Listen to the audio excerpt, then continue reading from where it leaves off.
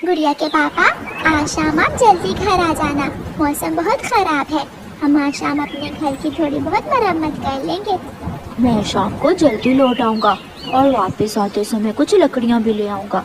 तुम चिंता ना करो, हम शाम को बारिश के आने से पहले पहले अपने घर की अच्छे से मरम्मत कर लेंगे।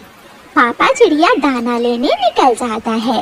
मम्मा, बाहर आसमान पर बहुत जोरों की बिजली चमक रही है। मम्मा, मुझे बहुत डर लग रहा है।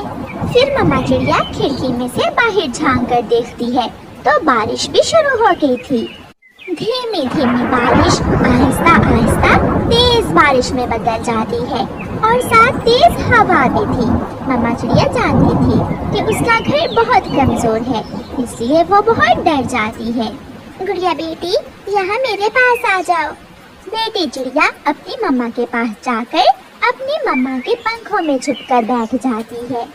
माँ बेटी को पता ही नहीं चलता कि एक जोर की आवाज के साथ उनके घर की छत उनके ऊपर आ गिरती है। वो दोनों माँ बेटी घर की छत के नीचे दब जाती हैं। आवाज सुनकर पड़ोसी तोता और कबूतर वहाँ आते हैं। कोई है, इस छत के नीचे कोई है, इसे हटाना होगा। बारिश के कारण तोते और कबूतर को छत को हटाने में बहुत मुश्किल होती है, मगर वो दोनों दोस्त मिलकर चिड़िया को छत से निकालने की पूरी कोशिश करते हैं।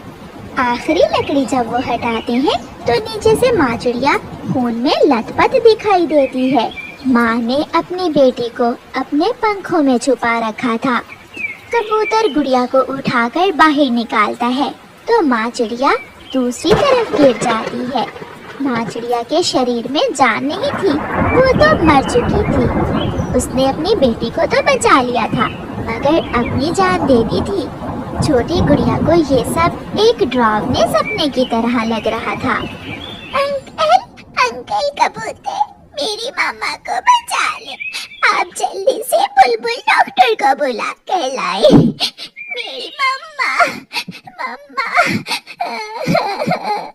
नहीं बेटी, अब डॉक्टर की जरूरत नहीं है, तुम्हारी मम्मा मर चुकी है।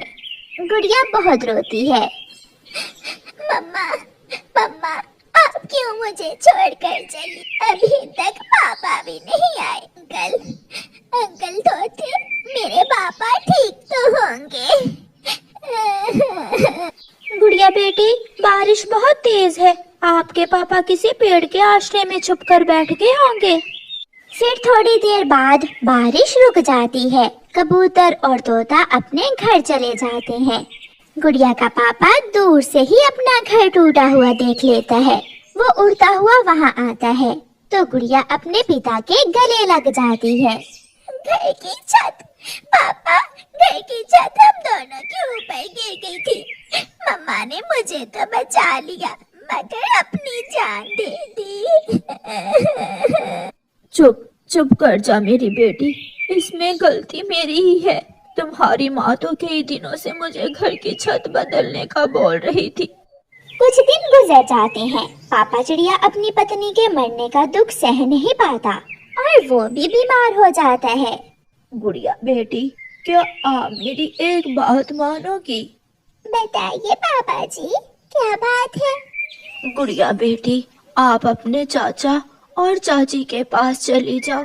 मेरी चिंता ना करो बेटी, मैं जैसे तैसे दिन गुजार लूंगा, मगर मैं नहीं चाहता कि मेरी बेटी यहाँ भूख से मर जाए। मगर पापा जी, मैं आपको ऐसे कैसे छोड़कर जा सकती? बेटी, ये घर भी टूटा हुआ है, रात को ठंडी हवा आती है, आप भी मेरी तरह बीमार हो जाओगी। अपने पापा की बात मानो बेटी।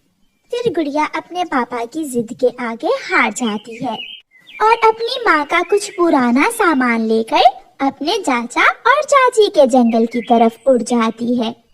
शाम होने से पहले पहले गुड़िया अपने चाचा और चाची के घर पहुँच जाती है। गुड़िया दरवाजे पर दस्तक देती है तो गुड़िया की चाची दरवाजा खोलती है। गुड़िया, तुम अकेली, कोई साथ नहीं आया तुम्हारे? गुड़िया रोने लग जाती है। चाची, सब खत्म हो गया, हमारा घर टूट गया, माँ मर गई और पापा भी कई दिनों से बीमार है। इसलिए पापा ने मुझे आपके यहाँ भेज दिया। अंदर आ जाओ। गुड़िया की चाची गुड़िया को घर के अंदर ले जाती है। देखो गुड़िया, हमारा घर भी इतना बड़ा नहीं है। हम कुछ दिनों तक तो तुम्हें अपने पास रख सकते हैं, मगर हमेशा हमेशा के लिए कौन किसी को अपने घर में रख सकता है। अपनी चाची की बात सुनकर गुड़िया समझ आती है कि उसकी चाची को उसका वहाँ आना अच्छा नहीं लगा। शाम को गुड़िया का चाचा भी घर आ जाता है। गुड़िया की चाची अपने पति को सारी बात बता देती है। मैंने बताया तो है गुड़िया को कि हम कुछ दिन उसे अपने पास रख लेंगे। उसे बताना था कि हमारे घर में भी अंडा आने वाला है। अंडा आने तक कुछ दिन हम उसे यहाँ रख लेंगे। हाँ, ये तो मैंने उसे समझा दिया है। अब वो सो रही है। जो दाना घर में था मैंने वो उसे दे दिया था। फिर दूसरे दिन गुड़िया का चाचा गुड़िया से कहता है, जब तुम्हारा पापा ये जंगल छोड़कर दूसरे जंगल गया तो मैंने उसे रोका था, मगर उसने मेरी एक ना सुनी। चाचा जी, सब कुछ अच्छे से चल रहा था, मगर एक दिन की बारिश ने हमारे परिवार की सारी खुशियाँ छीन। एक दो दिन तो गुड़िया की चाची गुड़िया को भोजन देती है, मगर तीसरे ही दिन वो गुड़िया को अपने लिए भोजन लेने बाहर जंगल भेज देती है। एक जगह गुड़िया को अपना पड़ोसी कबूतर मिलता है। गुड़िया वहाँ जाती है। अंकल कबूतर, मेरे पापा जी कैसे हैं? गुड़िया की बात सुनकर कबूतर खामोश हो जाता है। अंकल, क्या बात है? आप बोल क्यों नहीं रहे हैं? गुड़िया बेटी, जिस दिन आप यहाँ अपने चाचा के पास आई थी, आपके पापा तो उसी दिन मर गए थे। गुड़िया तो पहले ही अपने पापा को लेकर बहुत डरी हुई थी, जैसे उसे पहले ही पता हो कि उसके पापा अब इस जंगल में नहीं रहे। गुड़िया फूट फूट कर रोती है।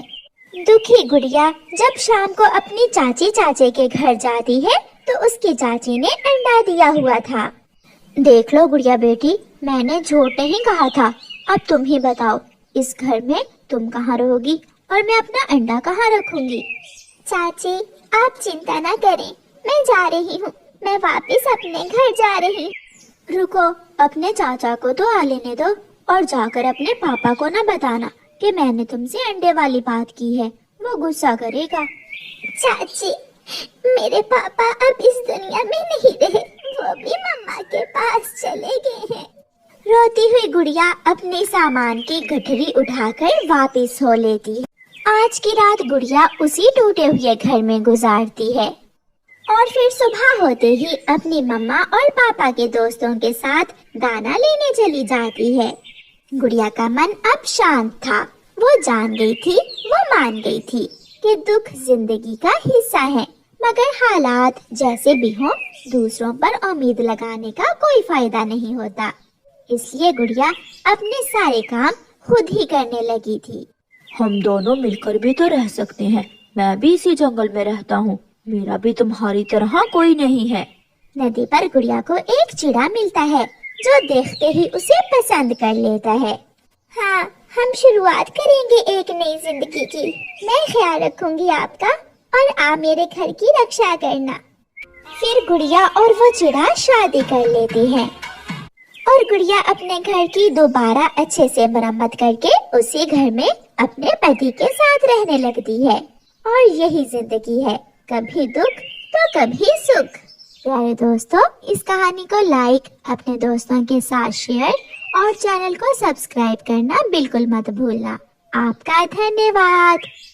गोलू कबूतर और कालू कौवे में गहरी दोस्ती थी। दोनों हमेशा एक साथ रहते। उनके पास एक आम का पेड़ था जो उन्होंने चील से 1 साल पहले खरीदा था, और एक अंगूर की बेल जो अभी उन्होंने पिछले महीने ही एक बोरी चावल के बदले बुलबुल से ली थी। उनका एक घंटी वाला साइकिल भी था जिस पर वो दोनों दोस्त जंगल घूमा करते थे। दोनों दोस्त अपनी साइकिल पर बैठकर जंगल में लकड़ियाँ लेने जा रहे थे। यार कालू, थोड़ा तेज चलाओ, कैसे बीमारों की तरह साइकिल चला रहे हो? बोलो, क्या जल्दी है? हम अभी थोड़ी ही देर में घने जंगल में पहुंच जाएंगे। जब वो दोनों दोस्त घने जंगल में पहुंचते हैं तो उन्हें वहाँ एक चिड़िया मिलती है। कौवे और कबूतर, तुम दोनों की दोस्ती तो अमर है। पूरे जंगल में सबसे गहरी दोस्ती है तुम्हारी। हाँ चिड़िया, हम दोनों ने हमेशा मिलजुल कर काम किया है, इसलिए तो हमने दिनों में ही एक आम का पेड़, अंगूरों की बेल और ये साइकिल भी खरीद ली है। आप दोनों अगर मेरी मानो तो आप शादी कर लो, एक सुंदर सा बड़ा घर बनाओ और दोनों दोस्त मिलजुल कर उसी घर में अपनी अपनी पत्नियों के साथ रहना। चिड़िया कौवे और कबूतर को ऐसा कहते हुए वहाँ से चली जाती है। यार कबूतर, बात तो ठीक की है चिड़िया ने। तो फिर चलो हम आज से ही घर बनाने का काम शुरू करते हैं। वो बड़ी लकड़ियाँ काटते हैं। कालू कौवा वो लकड़ियाँ उठा उठा कर अपने पेड़ के पास लेकर जाता और कबूतर लकड़ियाँ काट काट कर इकट्ठी कर रहा था। 2 दिन की मेहनत के बाद दोनों दोस्त अपने लिए एक सुंदर सा घर बना लेते हैं। मेरे दोस्त गोलू, पसंद तुम्हारी। अब तुम ही बताओ, तुम घर का ऊपर वाला हिस्सा लोगे या नीचे वाला? दोस्त, तुम जानते हो मुझे ऊंचाई पसंद है, इसलिए मैं ऊपर वाला हिस्सा लूंगा और तुम नीचे वाले घर में रहना अपनी पत्नी के साथ। बात तय हो जाती है और फिर दूसरे ही दिन दोनों दोस्तों की शादी हो जाती है। दोनों दोस्त अपनी अपनी पत्नियां लेकर अपने घर में पहुंच जाते हैं। कबूतर की पत्नी लूसी कबूतरी घर के ऊपर वाले पोर्शन में और कालू कौवे की पत्नी गोरी कौवी घर के नीचे वाले हिस्से में बैठी थी। गोरी और कालू ऊपर जाते हैं। तुम्हारे दोस्त की पत्नी तो बहुत मोटी है और आंखें तो देखो कैसी बिल्ली के जैसी हैं।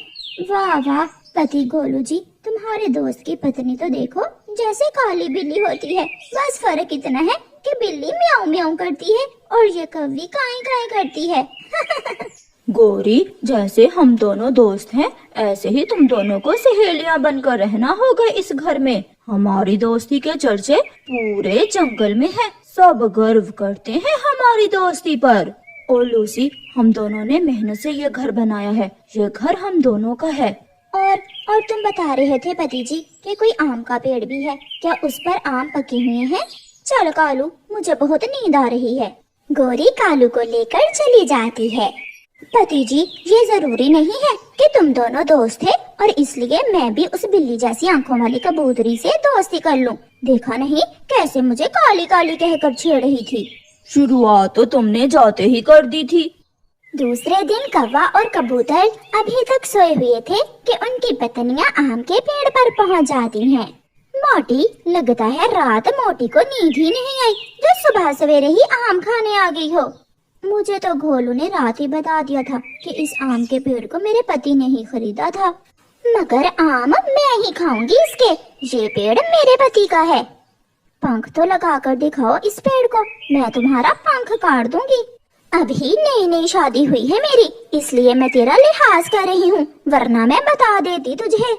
बातों बातों में बात बढ़ जाती है। पहले ही दिन दोनों आपस में गुत्थम गुत्था हो जाती हैं। दोनों के पति भी वहाँ पहुँच जाते हैं। पति जी, इस काली बिल्ली ने मेरे चेहरे पर पंजे मारे हैं, अब तो बटेगा, अब ये पेड़ बटेगा। सुन लो कालू पति जी, या ये पेड़ हमारा होगा या इनका। हमारी बचपन की दोस्ती है। कालू दोस्त, देख लो कैसे तेरी पत्नी ने मेरी पत्नी के चेहरे पर पंजे मारे हैं। बड़ा दुख हो रहा है तुझे। मैं चुप हूँ, इसका मतलब मुझे दुख ही नहीं हुआ। तो फिर बांट लो ये पेड़ तुम। गुस्से में कालू कौवा घर से कुल्हाड़ा उठा कर लाता है और पेड़ को काट देता है। अब बताओ मोटी, इस पेड़ पर लगे हुए आम लोगी या लकड़ियाँ? मुझे आम दे दो। दोनों आपस में बांट लेती हैं। कबूतर की पत्नी कटे हुए पेड़ से आम तोड़ लेती है और गोरी कौवी लकड़ियाँ ले लेती है। बात तो अभी शुरू ही हुई थी। अभी कुछ दिन गुजरे थे कि कबूतर कालू कौवे के पास आता है। वो घर के ऊपर वाले हिस्से से उतरकर कालू के दरवाजे पर दस्तक देता है। हाँ कबूतर, आज दोस्त नहीं, तुमने मुझे कबूतर कहा है। बताओ क्या काम है? साइकिल कहाँ है? मुझे साइकिल दो, मैं और मेरी पत्नी जंगल की सैर करने जा रहे हैं। बात सुनकर कालू कौवे की पत्नी दौड़ी दौड़ी घर से बाहर आती है। कौन सी साइकिल? कोई साइकिल नहीं है, जाओ भाग जाओ। कालू जी, आज तो मैं आपके साथ साइकिल पर जाऊंगी जंगल घूमने। सर झुकाए ऊपर बैठी लूसी कबूतरी भी बातें सुन रही थी। वो भी तुरंत नीचे उतर आती है। पति जी, अगर हर चीज इस काले कौवे से साझी है मेरी, तो शादी क्यों की थी मुझसे? लो, अब लो साइकिल इनसे। कालू यार, उस दिन भी बात बढ़ गई थी। बात आज भी बढ़ेगी, मैं देखती हूँ कौन साइकिल लेकर जाता है। गोरी साइकिल अपनी तरफ खींचती है और लूसी अपनी तरफ। साइकिल पेड़ से नीचे गिर जाती है। अगला टायर आगे और पिछला टायर पीछे। साइकिल तो 2 हिस्सों में बट जाती है। लो, बट गई साइकिल भी। उठा लो, दोनों अपना अपना हिस्सा उठा लो। मैं तो पीछे वाला हिस्सा ही लूंगी। पेड़ भी गया और साइकिल भी। अब बारी आती है अंगूरों की बेल की। उस पर अभी अंगूर लगे तो हुए थे, मगर अंगूर अभी कच्चे थे। एक दिन गोरी कौवी बैठी कच्चे अंगूर खा रही थी कि वहाँ कबूतर की पत्नी आ जाती है। काली कौवी, शर्म करो, ये बेल हमारी सांझी है। इसका ये मतलब नहीं कि तुम कच्चा फल ही खराब कर दो। मैं अपने हिस्से के अंगूर कच्चे खाऊं या पक्के? तुम कौन होती हो मुझे भाषण देने वाली? मैं इस बेल की मालकिन हूँ। आधी मालकिन हो तुम, पूरी नहीं हो जो मुंह चढ़ा कर बातें कर रही हो। बेल कटने से बच जाती है। दोनों अपने अपने घर चली जाती। कालू, जाओ और अंगूर की बेल को पानी दे दो। पिछली बार मैंने दिया था। गोलू, बहुत हो गया, अब मुझसे ये सब नहीं होता। अगर पानी देना है तो दो, वरना मेरी तरफ से सूखने दो उसे। अब तो कौवे और कबूतर की दोस्ती भी एंड पर पहुंची हुई थी। तो फिर सूखने दो। अगर तुम्हें चिंता नहीं तो मैं क्यों करूं? सच ही कहती है मेरी पत्नी। इन कौवों से दोस्ती करके कुछ हासिल नहीं होता। गुस्से में कबूतर वहाँ से चला जाता है। 1 महीना गुजर जाता है। गर्मी बढ़ गई थी। गोरी कालू से कहती है, अगर सांझा है तो इसका ये मतलब नहीं कि वो मोटी बिल्ली हमेशा ऊपर वाले हिस्से में ही रहे। हमारी जब से शादी हुई है वो दोनों पति पत्नी ऊपर रह रहे हैं। अब हमारी बारी है। आज के बाद हम ऊपर रहेंगे और वो दोनों नीचे। तो आओ बात करते हैं। कौवा और कौवी ऊपर जाते हैं। दरवाजे पर दस्तक देते हैं। कबूतर और लूसी दोनों ही बाहर आ जाते हैं। दोनों की पत्नियों ने अपना अपना मुंह दूसरी तरफ किया हुआ था। कालू बात करता है, कबूतर जी, बात ये है कि आज के बाद घर के ऊपर वाले हिस्से में हम रहेंगे और नीचे वाले हिस्से में तुम। लो जी पति जी, आज नई पट्टी पढ़ा कर ले आई है काली कलौटी। हमारे पति बात कर रहे हैं और तुम क्यों टै टै करना शुरू हो गई हो? मैं काली हूँ तो क्या हुआ, जचता भी है मुझ पर काला रंग। तुमने अपनी शक्ल देखी है? जैसे कोई चुड़ैल हो। कालू, सुबह हो लेने दो, मैंने सोच लिया है मुझे क्या करना है। अब मेरी और तुम्हारी दोस्ती और आगे चलने वाली नहीं है। मुझे सुबह जवाब देना, वरना तुम तो जानते हो मैं गुस्से का बहुत बुरा हूँ। तुम्हें जवाब मिल जाएगा। गोरी और कालू चले जाते हैं। दूसरे दिन गोरी और कालू नदी पर पानी पीने गए हुए थे और पीछे से गोलू कबूतर घर को 2 हिस्सों में